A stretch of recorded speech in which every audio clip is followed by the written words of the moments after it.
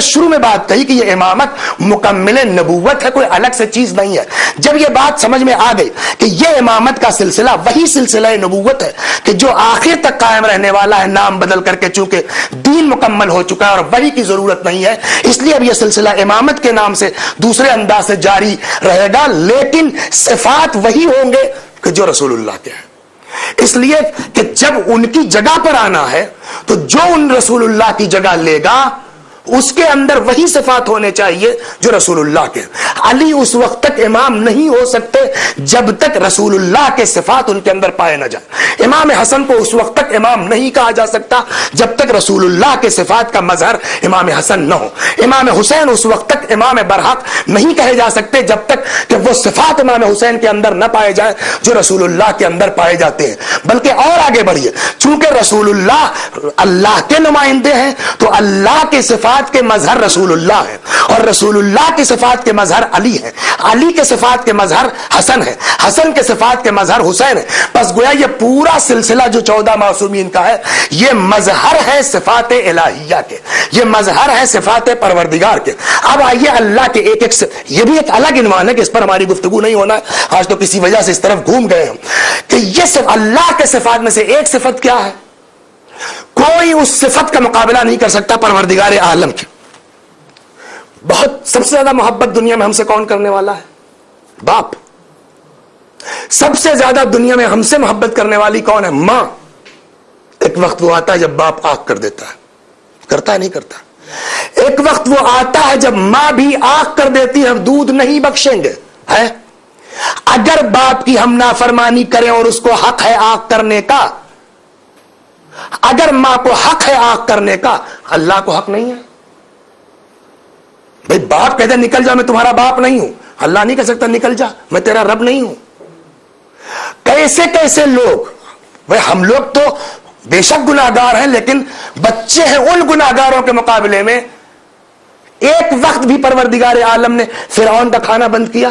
یہ جتنے گناہگار ہیں، گناہگار ضرور ہیں لیکن سب بندہ کہتے ہیں اپنے کو. لیکن فرعون کون تھا؟ وہ اتنا بڑا گناہگار، حتیٰ کہ یزید سے بڑا. اس لیے کہ یزید کچھ بھی، یزید نے اللہ ہونے کا دعویٰ نہیں کیا ہے.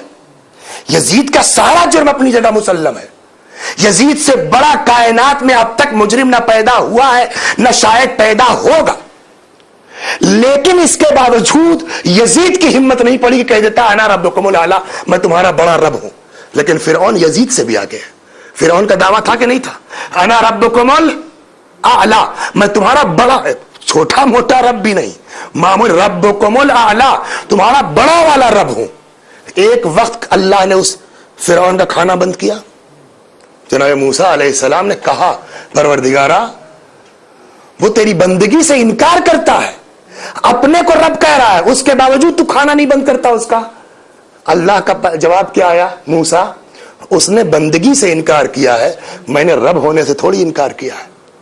تو ایک صفت اللہ کی کیا ہے کہ چاہے جتنا بڑا مجرم ہو پلٹ کے اس کی بارگاہ میں آ جاؤ، وہ اللہ باپ سے زیادہ مہربان ہے، وہ رب ہمارا ماں سے زیادہ مہربان ہے. اس نے خود قرآن مجید میں فرمایا ہے کہ میرے حبیب کہہ دیجئے ان لوگوں سے کہ جنہوں نے گناہ کی وجہ سے اپنے نفسوں کے اوپر ظلم کیا ہے، لا تقنطوا من رحمت اللہ ان اللہ یغفر الذنوب جميعا، اللہ کی رحمت سے مایوس نہ ہو، اللہ ان کے سارے گناہوں کو معاف کر دے گا.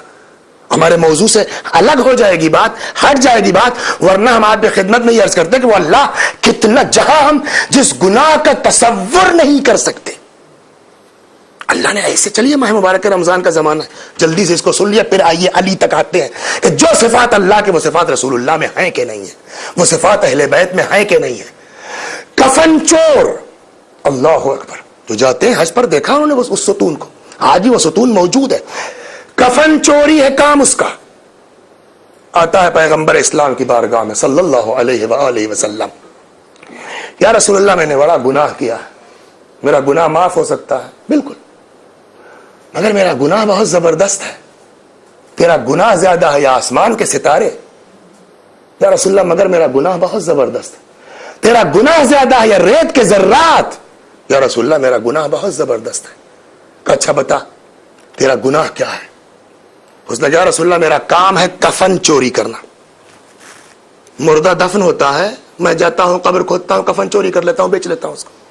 ایک دن ایک مردہ دفن کیا گیا, لوگ دفن کر کے چلے گئے, میں آیا, میں نے قبر کھودی, دیکھا ایک جوان لڑکی کی لاش ہے مردہ.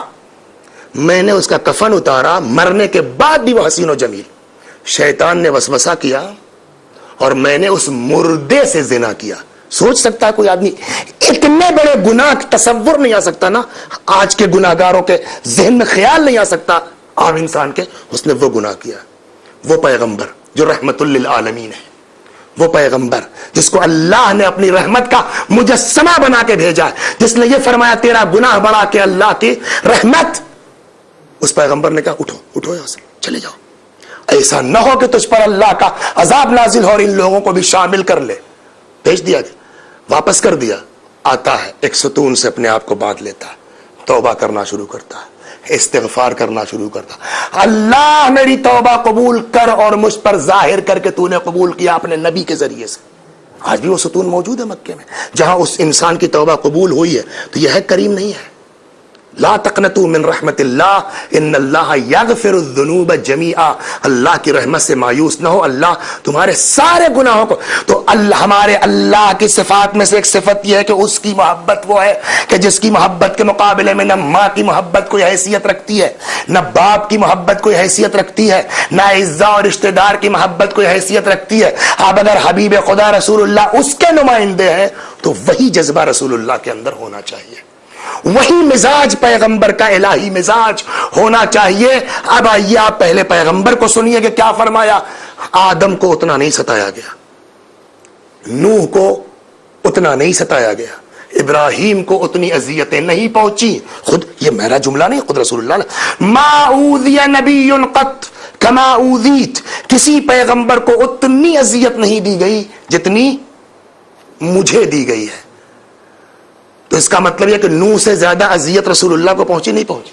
تو جب نوح کو کم اذیت ہو گئی نا, بات اس حدیث کے مطابق کہ ما اوذی نبی قط کما اوذیت, کسی پیغمبر کو اتنی اذیت نہیں پہنچی جتنی مجھ کو پہنچی. یعنی رسول اللہ کی اذیتیں زیادہ ہیں, نوح کی اذیت کم ہے. نہیں کم ہے. نوح بد دعا کر سکتے ہیں جس کے صدقے میں کائنات خلق ہوئی ہے. لولا کلوا خلقت الافلاک, میرے حبیب اگر آپ نہ ہوتے میں کچھ پیدا ہی نہ کرتا. جس کے لیے خود قرآن مجید نے کہا ہے کہ وَلَوْ أَنَّهُمْ ظَلَمُوا أَنفُسَهُمْ جَاءُوكَ فَاسْتَغْفَرُوا اللَّهَ وَاسْتَغْفَرَ لَهُمُ الرَّسُولُ لَوَجَدُوا اللَّهَ تَوَّابًا رَحِيمًا. جن لوگوں نے گناہ کے ذریعے اپنے نفسوں کے اوپر ظلم کیا ہے, اے حبیب اگر وہ آپ کے پاس آ گئے ہوتے اور استغفار کرتے اور ان کے لیے میرا حبیب بھی استغفار کر دیتا تو وہ دیکھتے اللہ کتنا زبردست توبہ قبول کرنے والا ہے. تو جہاں جس کے صدقے میں ساری دنیا کی دعا قبول ہو, اگر وہ حبیب ہاتھ اٹھا دیتا تو یہ مکے والے جو ستا رہے تھے, اللہ دعا قبول نہ کرتا حبیب خدا کی. یہ پیغمبر اسلام کو جو اذیتیں برداشت کرنی پڑی ہیں, کبھی ساحر کہا جا رہا ہے, کبھی جادوگر کہا جا رہا ہے, کبھی مجنون کہا جا رہا ہے. پیغمبر اسلام اگر بد دعا کر دیتے تو ان کی زبانیں سڑ نہ جاتی. ان کے ہاتھ جو پتھر مار رہے تھے حبیب خدا پر, ایک زبان اگر رسول خدا فرما دیتے ان کے ہاتھ مفلوج نہ ہو جاتے. لیکن وہی مزاج اللہ کا, بجائے اس کے کہ بد دعا کرتے, کیا فرمایا, اللہ انہیں میری معرفت عطا کر دے, یہ مجھے پہچانتے نہیں ہیں. تو جو فرمایا آپ نے, تو جو مزاج اللہ کا ہے اسی صفت کے حامل ہے رسول اللہ. اور اب رسول اللہ 23 سال کے بعد اس دنیا سے جا رہے ہیں, اس سلسلے کی ضرورت بہرحال باقی رہ جاتی ہے. ہمارا کہنا یہ تھا کہ وہی جانشین ہوگا پیغمبر اسلام کا کہ جو پیغمبر کے صفات کا آئینہ دار اور حامل ہونا چاہیے, نہیں ہونا چاہیے. اب آئیے اس اعتبار سے اہل بیت کی تاریخ کا مطالعہ کیجیے, اس اعتبار سے آل محمد کی تاریخ کا جائزہ لیجیے کہ کیسے کیسے ان کو ستایا گیا ہے. اور انہوں نے اپنی زبان سے نوح بد دعا کر سکتے ہیں, مگر امام کاظم نے بد دعا نہیں کی. نوح نے بد دعا کر دی, امام حسین سلام اللہ علیہ نے بد دعا نہیں کی. حتیٰ کہ اس موقع پر کہ جہاں روایات ملتی, اللہ اکبر, کہ جب امیر المؤمنین سلام اللہ علیہ کے گلو مبارک میں رسی کا پھندا ڈالا گیا, مشہور ہے نا, سنتے ہیں, اور علی علیہ الصلوۃ والسلام کو لے جایا گیا, پیغمبر کی اکلوتی بیٹی صدیقہ طاہرہ بی بی فاطمہ زہرا سلام اللہ علیہا کو جب غش سے افاقہ ہوا, پہلا سوال کیا, علی کہاں گئے؟ لوگوں نے بتایا گرفتار کر کے لے جایا گیا. وہاں جو پہنچی ہے شہزادی سر پہ رضا ڈال کر کے، میں جو سنانا چاہوں گا، جو مزاج اللہ کا ہے وہی مزاج رسول اللہ کا، اور پیغمبر کے بعد اسی مزاج کے حامل امیر المومنین سلام اللہ علیہ ہیں۔ کیا تھے علی علیہ الصلوۃ والسلام؟ ہم نے کلمہ پڑھا ہے پیغمبر کا، مگر ہم کو پتا نہیں ہے کہ